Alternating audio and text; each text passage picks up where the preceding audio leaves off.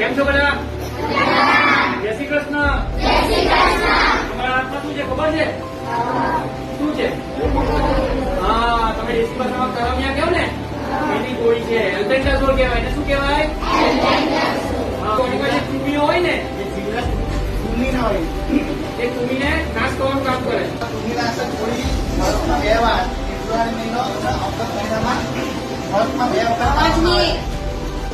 હવે આની અંદર શું છે કે આપણે જે કરમ છે એ કરમ આપણે મીઠું ખાઈએ તો પૂછવું આપણા શરીરમાં એને વૃદ્ધિ માટે વિકાસ કરવા માટે એને આપણે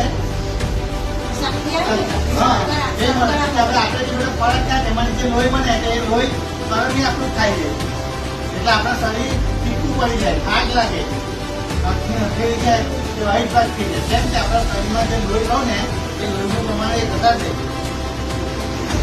બરાબર, એટલે આપણા શરીર પણ છે ને વ્હાઈટ ભાગ ડાબા પડે, એ કરમ ના હોય.